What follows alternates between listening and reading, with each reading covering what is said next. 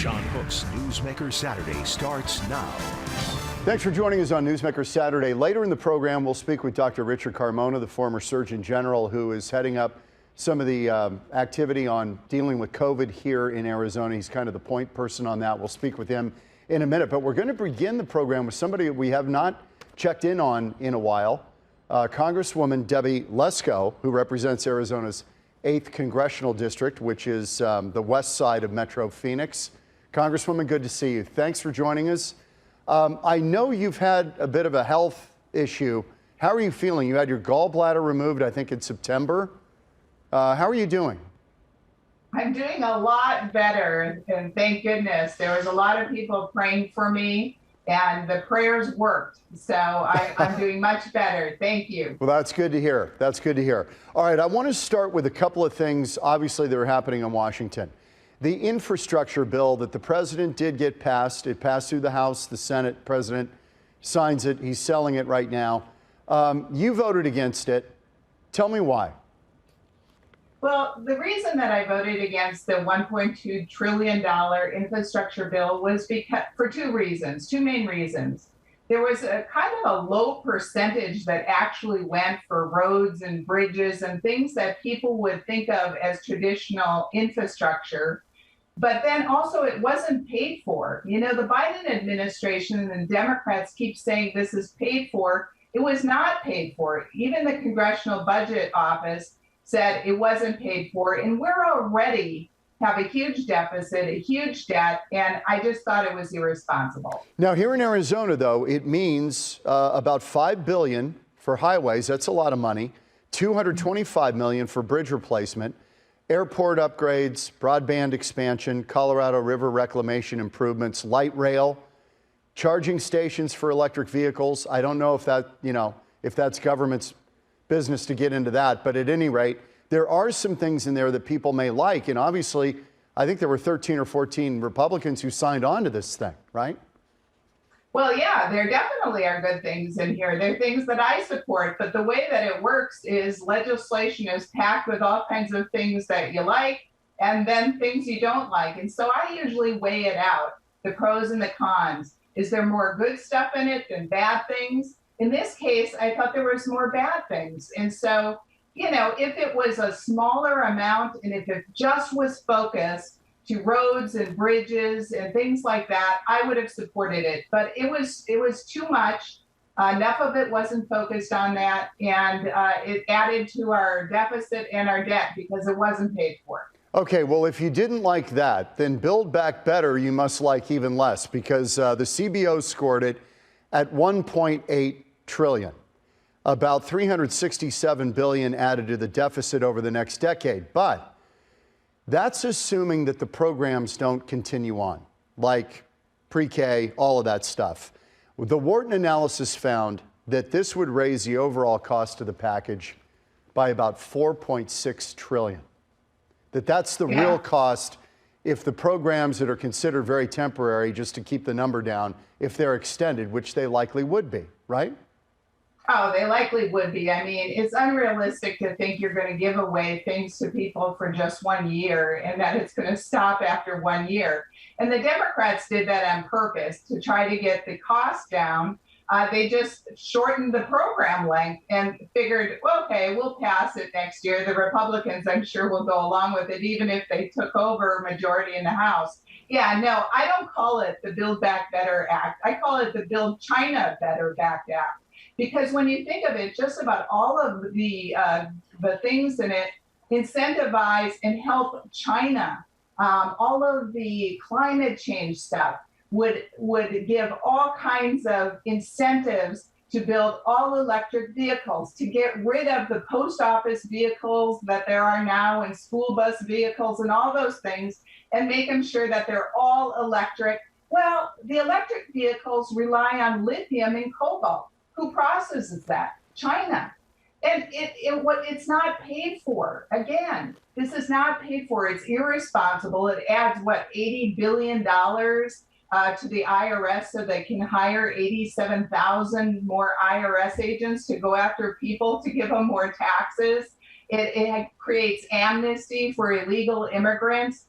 I mean, there's just a lot of bad things in this bill. It's bad for America. I hope it doesn't pass the Senate. Congresswoman, respond to the criticism that Democrats say, you know, the Republicans talk a good game on fiscal responsibility when it's stuff that we want. But when they're in power, they're spending like drunken sailors too.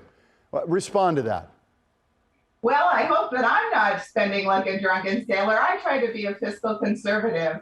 No, I understand. People get frustrated with the hypocrisy sometimes. And so we need to be strong, both Republicans and Democrats. When I was in the state legislature, we had to balance the state budget each and every year. I sure wish we had that at the national level. Why can't we?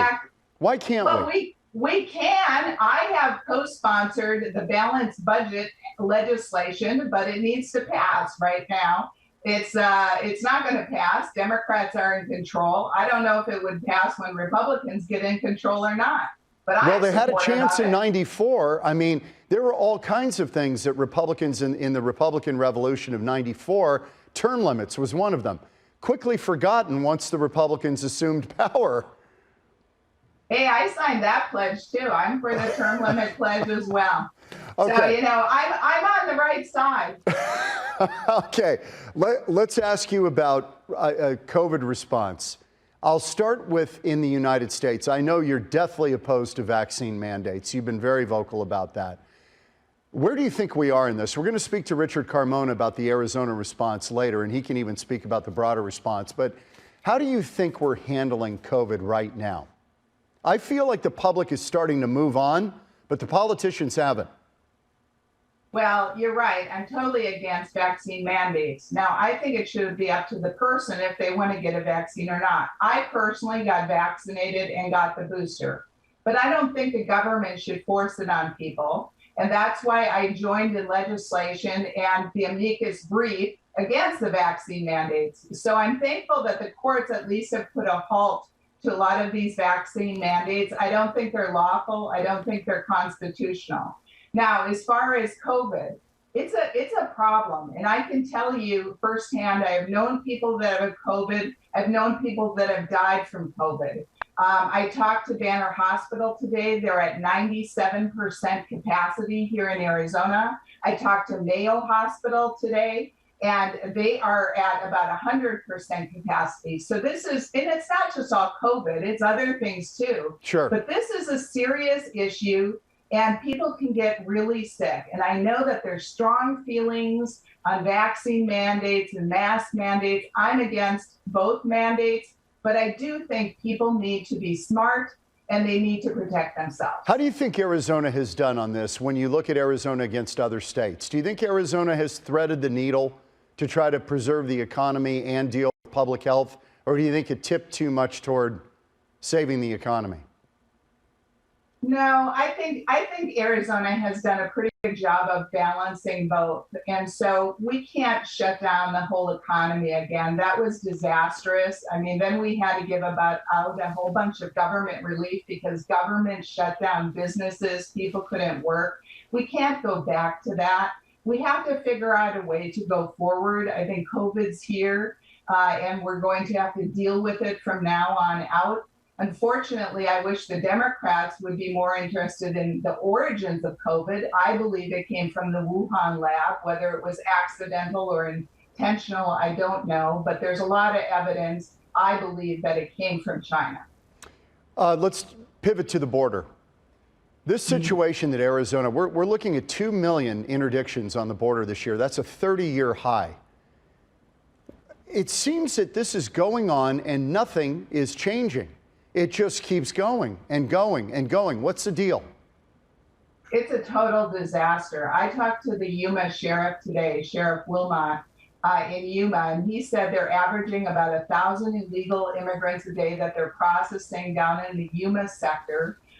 The other day, their 911 call center was overloaded with illegals calling, especially at night, trying to get water, trying to get food. They're transporting them to the hospitals. It was overloading the Yuma hospitals. Are we enforcing the Remain in Mexico policy? The decision's been made, but we keep hearing different things that it's not being enforced. Well, according to the sheriff, he said it's effectively not being enforced at all. And how is that allowed? How is that allowed? I don't understand. If the court rules, what's going on? I know. Biden doesn't always listen to the courts, does he? He says he does, but then as a matter of fact, it doesn't happen. And so, I really believe that Biden and the Democrats want open borders. I mean, it's all in their actions, not what they say. On day one, he stopped construction of the wall. On day one, he got rid of the Remain in Mexico policy that now the courts have said he has to reinstitute, but he's really not. And, because all these people are walking on the streets in Yuma. I mean, the Yuma sheriff sees it firsthand. They're going in their hospitals. They're not being sent back to Mexico. And so this is a disaster. Juveniles, even U.S. citizen juveniles, the cartel is using to smuggle people because the federal government won't prosecute juveniles. The cartels know that. This is a total disaster. I have sponsored legislation to secure our border. Andy Biggs has, other Congress members have, but it goes to Judiciary Committee, and Chairman Jerry Nadler does not hear it because they want open borders. That's being the minority policy or party. Okay, I've got to ask you about the election audit. I'm trying to suss out what your position was on this, because you did vote a couple of times to block election results in 4 states, but in Arizona, as I understand it, correct me if I'm wrong, early on, about a week after the election, you were asked to sign a letter demanding an audit of this election. And my understanding is, through your conversation with Clint Hickman on the Board of Supervisors, you told him you weren't going to sign that letter. You felt like something wasn't right. Can you explain where you stood on that position? Yeah, I think there was something fishy going on with the election. But I don't have the bandwidth to check what is right and what is wrong. President Trump had a lot of lawyers to do that, and so far in the courts, he hasn't been able to prove it. Is Donald Trump running the Republican Party at this point, do you believe? Or do you think that right now there are some Republicans who are looking for another voice? I think there's a mixture. So when I talk to people, there's a lot of people that would support President Trump for president in 2024. I mean, I was very involved with the impeachment, and so I got to know President Trump, and I know that he really believes strongly in America first, and has done a lot of things that were really good for America. But then there's other people I talk to, Republicans, that really loved President Trump's policies, but really don't like the person. They don't like the tweets. They don't like that type of thing. Yep.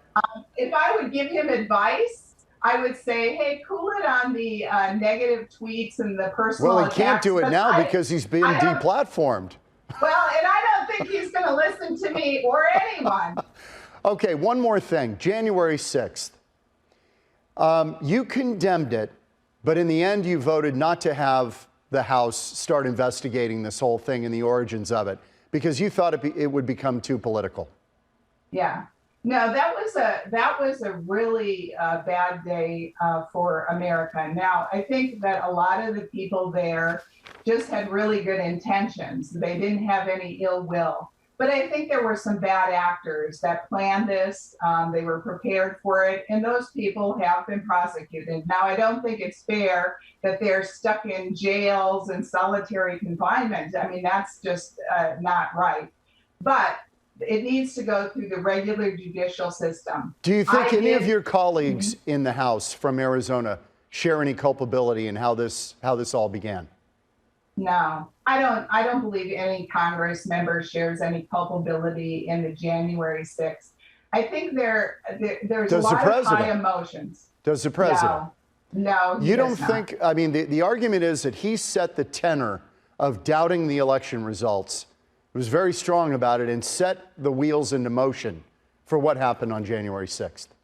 Well, he certainly believes that the election was stolen, but he didn't incentivize people to go break into the Capitol of the United States. No, President Trump he did not cause that, and nor did any Congress member from Arizona. One more thing I mean, before.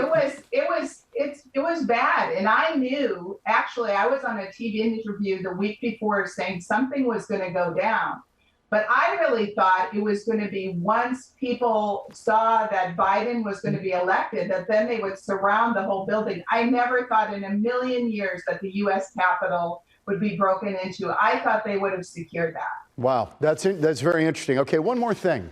We're redrawing all these congressional districts in Arizona right now, and it appears that your district, which was very safe, could get a little tighter, that you might have a Republican advantage of maybe 4%. What does the future hold for CD8 in the West Valley? Well, I guess we'll find out at the end of the year.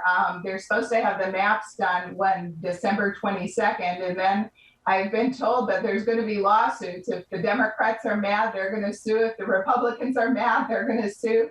So just well, maybe like that's a good sign that maybe that's a good sign that the commission got it right. If everybody's mad, I don't know. We'll find out. Good to see you. Thank you, Congresswoman. Thank you. When we come back, Bye-bye. Dr. Richard Carmona, former Surgeon General of the United States, who's now a point person on the COVID response here in Arizona. He's our guest next on Newsmaker Saturday. Welcome back to Newsmaker Saturday. As we heard this week, the first confirmed case of Omicron has hit Arizona in Yavapai County, but it's been detected in 21 states. So no surprise that it would eventually be here. And in fact, it may have been here for a week or two. We don't know, but we're going to talk it over with the guy who knows a lot about this.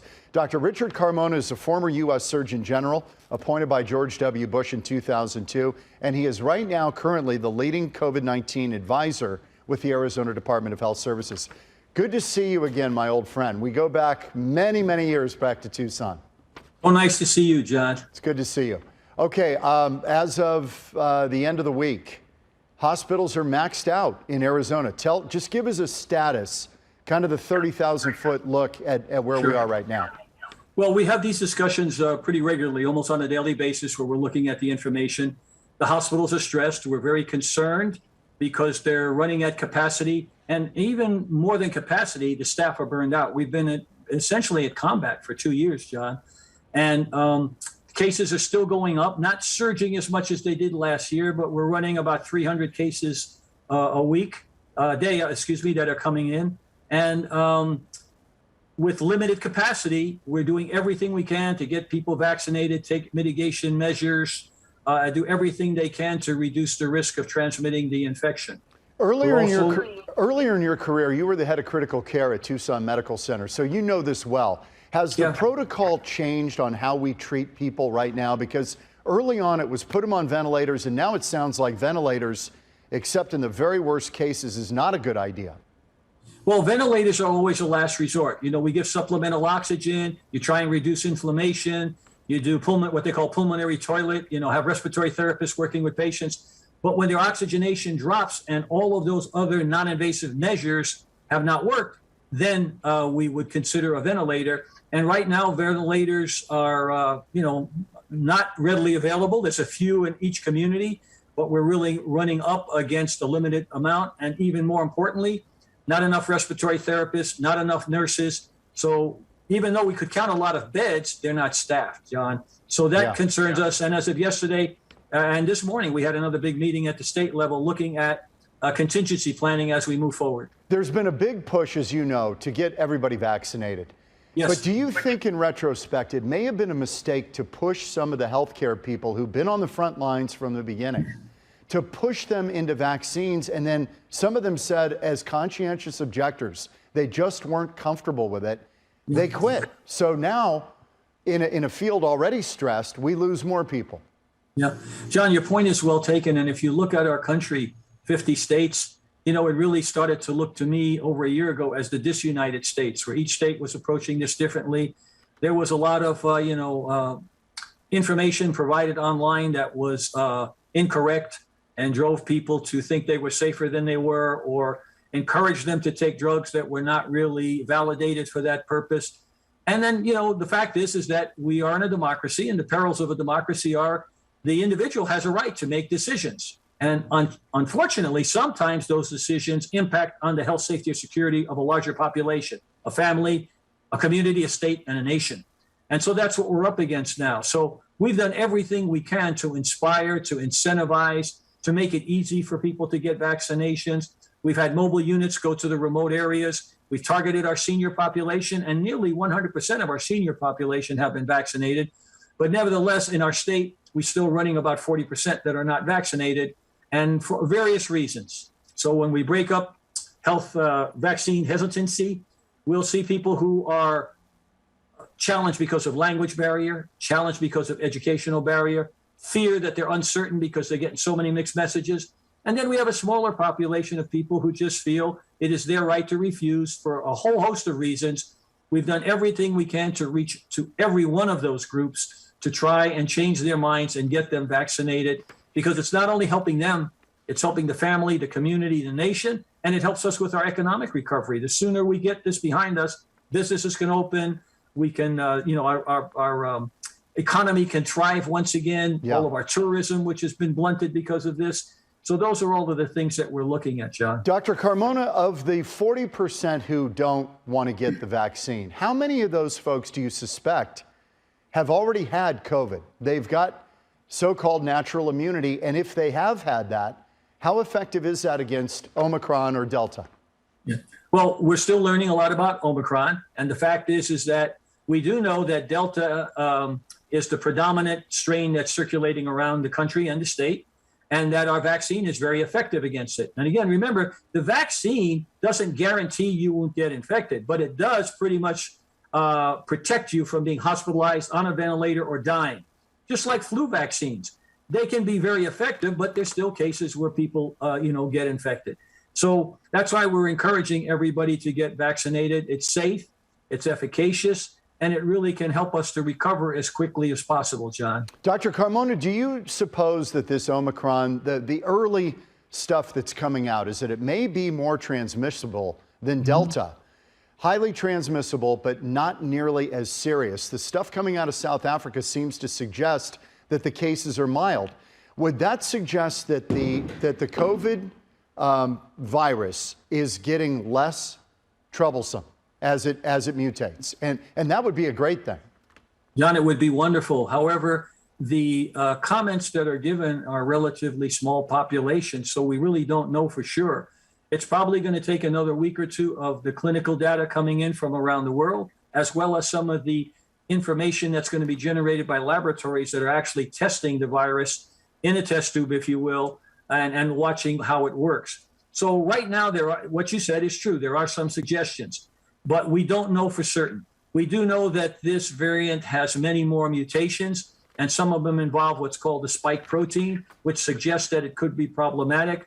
But here's an important message right here. Even if we find out that maybe it's more transmissible, but it is not as lethal, and it has other characteristics that are not so worrisome to us, the longer this virus continues to circulate in our state, our nation, and the world, the more chances it has to continue to mutate. And sooner or later, a mutation can arise that could make our vaccine less effective, can really make this virus more lethal. So hence, it's very, very important that everybody get vaccinated as soon as possible, get their boosters for those that have been fully vaccinated, because that offers us the best protection now as we move forward and helps us to eliminate any places where the virus can mutate, because the virus has to get in your body to mutate. It can't mutate out on its own. It seizes your machinery so that it can grow. Right. We've got 15 seconds. Do you think that these vaccines should be mandatory? Well, that's an issue that I've decided I'm not going to get involved in. When the governor asked me to step forward, it was clear that he had already issued an executive order, and the legislature had acted as well. And they did not want to have mandates for whatever their reasons. What I said to the governor is, it's the law. I'm not going to break the law. But what I would ask you to do, will you help me, fund me with Arizona Department of Health Services to get out the best information, to increase vaccination and so on? And he has been very good in supporting us in all of the public health mitigation strategies, including vaccinations and boosters. Yeah, that may be the best option, to have people do it on their own goodwill. Dr. Richard Carmona, great to see you again. Thank you. Thank you, John. Nice to see you. Good to Happy see you. holidays, John. You too. Take care. We're back in a minute on Newsmaker Saturday.